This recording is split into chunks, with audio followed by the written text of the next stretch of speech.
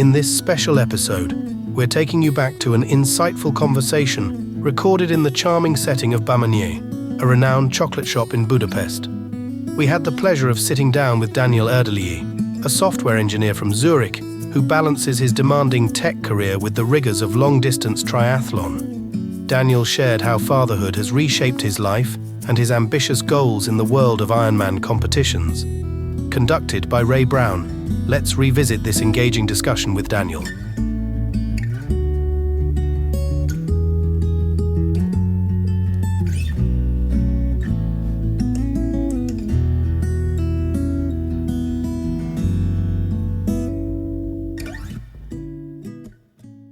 Please introduce yourself. Yeah.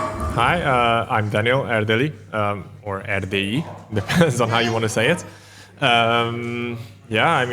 What can I say? I'm a 35-year-old fresh daddy. I love it. 1.5 years old baby is sitting in my lap, called Bora. And about myself, I'm a software engineer. You are? Yeah, I live in Zurich, Switzerland. You live, Zurich? Yeah. Because of the job opportunity, I got the opportunity to work there, and I'm stuck there ever since. That's where we live. And besides that, I'm not SAP job by chance, right? No. Okay, I'm at UBS. Okay. UBS. Yeah. She's learning. Okay. It's okay. As long as she doesn't hit her head, okay. It's fine. Cool. And besides that, what I'm most busy with, other than the little one, is triathlon. So I'm not a professional, but maybe semi-professional long-distance triathlete. Oh wow! So I'm doing Ironman distance races, half-distance races, and this year my goal is to get on the podium on the World Championships in Hawaii in my age group category. What is it called in Hawaii that you'll be going to compete? It's the Ironman World Championships. Ironman World Championships so this is in long, Hawaii. Yeah, it's long. This is long distance triathlon, but everybody just refers to that as Ironman, even though Ironman is a brand. Okay. But they started the whole thing. The whole long distance triathlon was born in Hawaii, and since then that's where you have the World Championships. Almost always since COVID, things have changed a little bit. But long story short, it's going to be in Hawaii again. And I know I saw your sister many times running around Budapest. Yeah.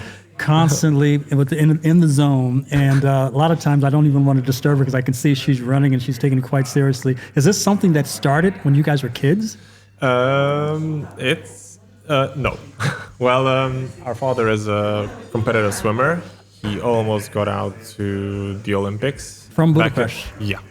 Back in the days. Maybe that's where we got the love for sports.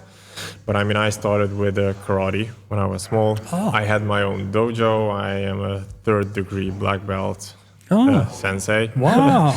But then I always looked for a challenge. Like, let's do a half marathon, let's do a full marathon, let's do an ultra hike or whatever. And then the Ironman also came into the picture, just as a bucket list item, to just get it done once. And things escalated a little bit, so to speak, because I quit every other sports I did, and I went full in. Now I'm training 20 plus hours per week, I'm competing at World Championship events. I'm considered one of the best long distance athletes in Hungary at the moment, and I'm hoping to stepping on the podium on the World Championships. Oh, that's beautiful. I'm working pretty hard on the dreams. That is incredible, just man. From a bucket list item. So I mean, like, me, I'm always curious about the backstory of people, like what puts them in the frame of mind to be in that space. Your father was a professional swimmer. That was his focus. He was in Budapest swimming against, I guess, nationally initially. And then he did he go into the international stage? Yeah, I mean, he was part of maybe you can also pull him in for a podcast after me. Okay. But as far as I know, he was in the national team. Okay. But he did not make the cut for the Olympic team. Okay. But I mean, I saw his set of medals. It's like 500 or 1,000. He's still swimming. I think his last race he swam was a month ago or 2 weeks ago. Oh, that's crazy. And he still won. And how old is your dad? 72. Swimming At 72? Yeah. Oh my God. And he still swims 50 meters faster than I can. What? Yeah. Oh Well, my- he's a sprinter. Oh my God. And I'm a diesel engine, so I'm not fast on the short run, but on the long run, I am better. Was he the type of father that pushed you to want to be into sports, that sort of thing, or were you just kind of in you already? I don't think so. And I'm a little bit sad that he didn't push me towards swimming, because in triathlon, swimming is extremely important. And if you don't learn swimming when you're young, then you're never going to be competitive. And now thinking of it, it would have been nice if I would have learned competitive swimming when I was young. But I mean, it was the good decision to not push me into something just blindly. So I was just like, just do something. And then that was karate. Okay. Interesting. And it's just you and your sister, as far as siblings go? What about my sister? Sorry. Is it just you and your sister? Yeah, as far it's as just two of siblings? us. Yeah. Okay. And she's older or younger? She's older, 7 years. Oh, okay. Yeah. Gotcha. So she was she doing sports prior to you? She was running before me. She was the first. She told me to join her for my first half marathon because one of her colleagues got sick. And then I said, why not? I ran 2 times 10 kilometers in total till that day in my whole life. And then the race was like 4 days later. So I did, why not? 0 preparation, why not? Well, it hurt like hell, but I still got it done. And then that's where I started a little bit getting into running, but not that much. And then when I started triathlon, then that's where my sister got enthusiastic about triathlon. So because of me, she started triathlon. Wow. So it was a family affair. Yeah. And self-motivated. Where do you think this self-motivation came from?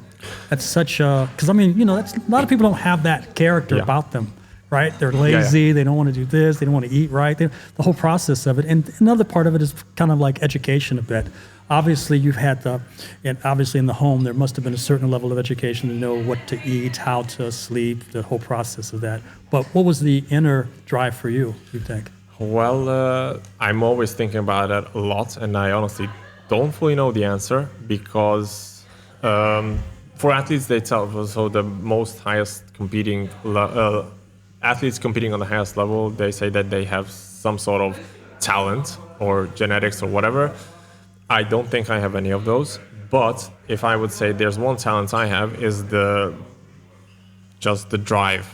There was under the 10 years since I'm doing triathlon, I never had a single day when I lacked motivation. The fire is just always going. If I have a bad race, the fire goes even stronger that I need to show that I can do it better. If it goes well, then I'm just starving for more. So I don't know where the unstoppable motivation is coming from because everybody is struggling with motivation, some parts in the journey, but for me, it's just like always there, and it's always stronger, and I'm always hungry, and God knows why. I don't know why. My goal is to just understand what I am capable of. So I want to reach my full potential, whatever that means. If it's just the level I'm at now, or if I can compete on a professional level, or if I can just compete at the highest level in the amateur category. Whatever that is, I just want to know the answer, what my body is capable of. And that's something I just enjoy, and it's always driving me forward. I have no idea where it's coming from. That's amazing. Wow. And it must be just a certain type of individual that just has this in them. Yeah, I guess either you have it or you don't. It's part of your characteristic. Hello. Your daughter is amazing. She's adorable. She's the best. For all those that can't see this and they're hearing this, he has a beautiful daughter sitting next to him. She's 1.5, you said? Yeah. 1.5, and it's amazing. And you all live in Switzerland now, right? Yes. Okay. Well, me, my wife, and baby Bora. Yeah. Right. I spent some time in Switzerland. I used to live in Montreux. Really? Yes. Oh yeah. Yes, well, that's yes. the French region. Yes, in the French region. Exactly. And you speak French? No. I can barely speak English these days, actually. I think your English is pretty good. Bora? Yes. Do you want this one, Amit? Oh, There you yes. That's perfect. Awesome. Well, I'm glad you spared a few minutes to talk to me. That's awesome indeed. I have another friend I need to connect you with that lives in Switzerland right now. He's a good friend of mine. He's actually German. He lives in Switzerland, but he's also Hungarian as well. He speaks Hungarian. So I definitely will connect you to have you join my community with off microphone. So That's awesome. Yeah. this is awesome, man. I don't want to take up too much of your time. I think this is very, very cool. Get to know you. I appreciate the moment. I appreciate it as well. I love knowing new people, and you are the guy that I'm glad that sat down. Right on. Yeah, thank you very much. Cool. It was fun. My first real podcast, not just virtually. Awesome. Well, maybe on your next trip visiting your sister, we'll have to do it again. Yeah, why not? Right on. Yeah, thank you very much. Love it. Okay, cool, man. Thanks. Following our conversation with his son, our journey continues with Ferenc Erdélyi, who brings a lifetime of varied experiences from competitive swimming to international business ventures. Ferenc recounted his transition from the athletic pools of Hungary to managing a medical equipment business in Africa, offering a unique perspective on adapting to global challenges. Join us as we look back at this enlightening dialogue with Ferenc, exploring the depths of his professional and personal life. We were just talking to your son. He was telling me about him living in Switzerland. I lived in Switzerland a little bit as well, so enjoyed it there. And I also spent some time in South Africa. Yeah. So I'm blown away by that as well. So to start off with, what is your name? Ferenc. Ferenc. Frank. Frank. Yeah. Ferenc. Oh, a lot of streets are named after you, I noticed. Yeah. Yes. That's the boulevard. The boulevard, exactly. Yes. But were you born in Budapest? Yes, but I spent several years in Lagos, Nigeria. Lagos, really? Almost 8 years. I was working there. How old were you when you were there? I was 30. 30 years old. 30 years old. So you left Budapest at 30, and that was the first country you ever gone to out of the country? No, I was working for a international medical company, and I was traveling to Asia and Africa. I was in Sudan, Egypt, Ethiopia, Ghana, Mozambique, and then at a later stage, our company established a joint venture company with Nigerians, and I was the commercial manager there. Interesting. For 8 years.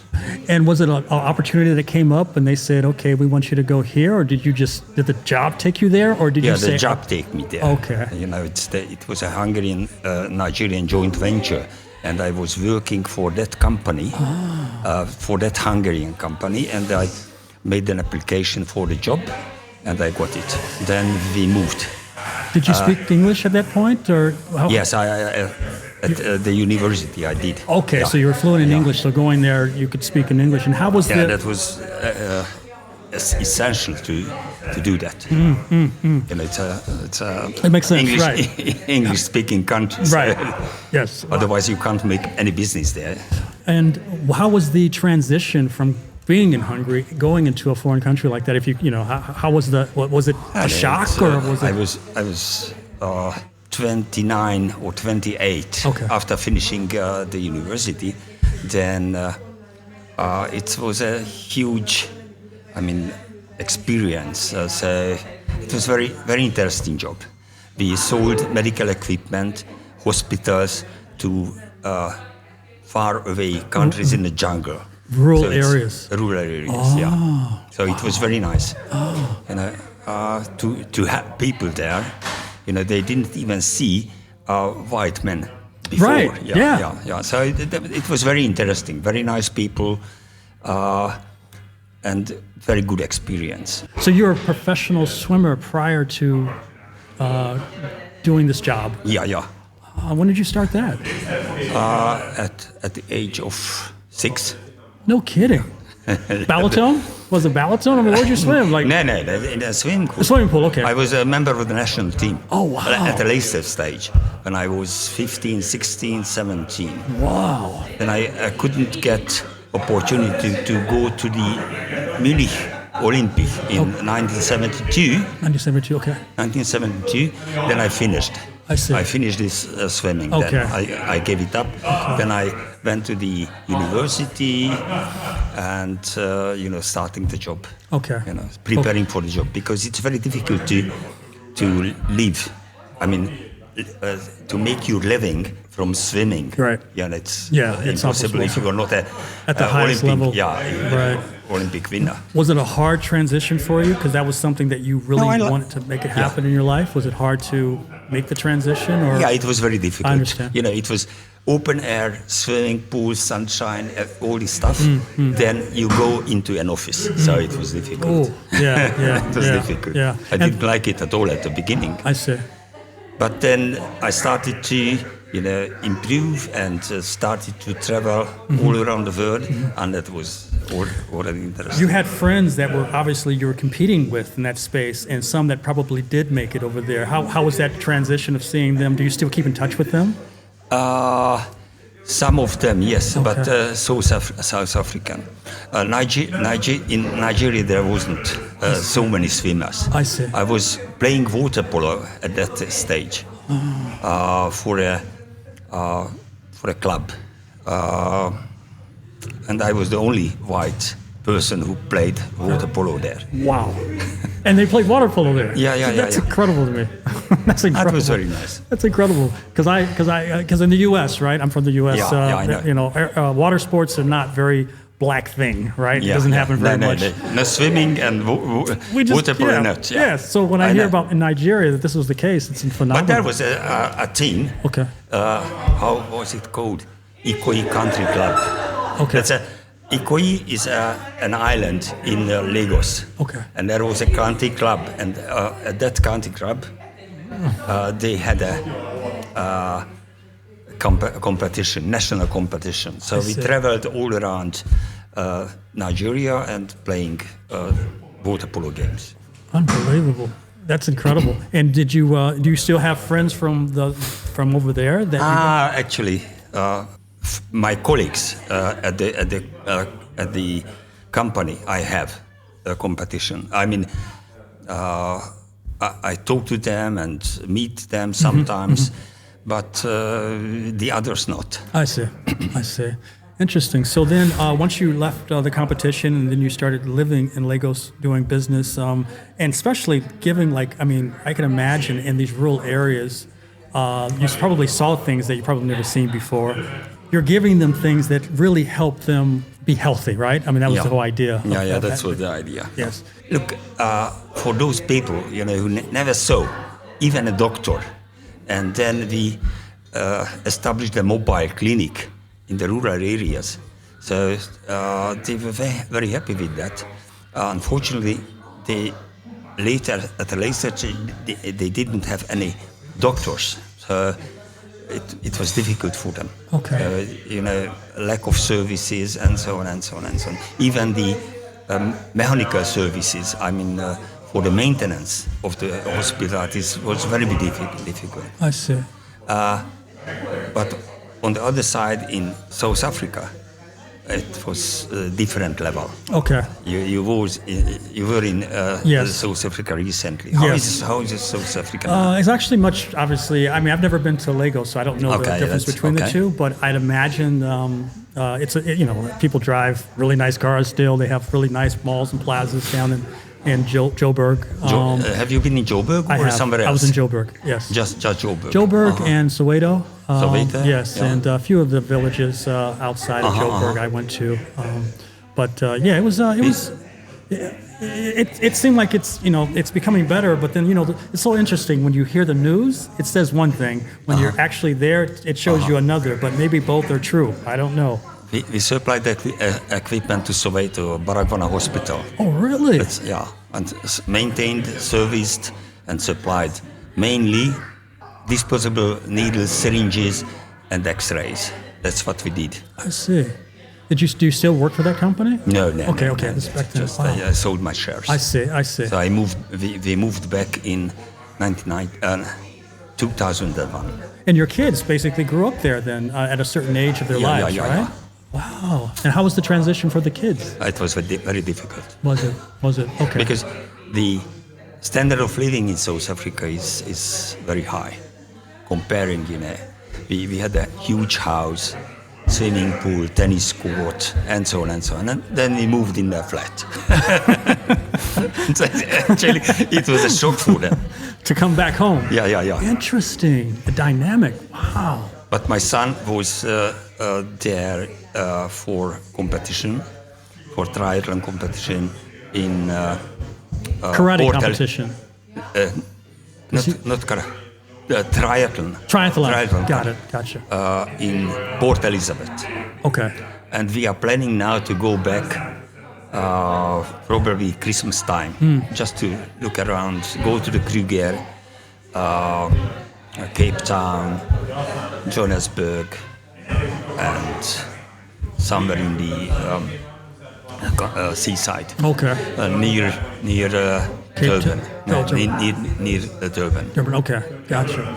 Wow. Your kids are so driven. And I wondered where they got that from, and They got it from me. They got it from you. Okay. Actually, I never forced them. Yeah, that's what they said. They saw what I'm doing and they liked it. So Yeah.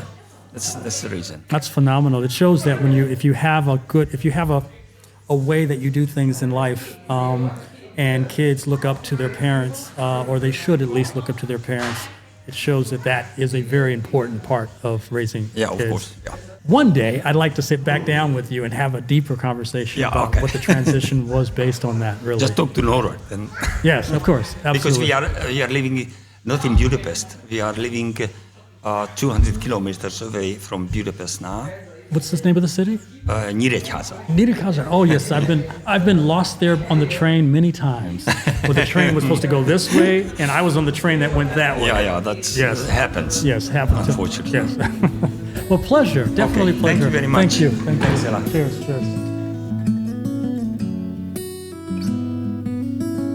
Thank you for tuning in to today's episode. It's been a fascinating journey delving into the lives and passions of Daniel and Ferenc Erdélyi, each with their unique stories of resilience, ambition, and transformation.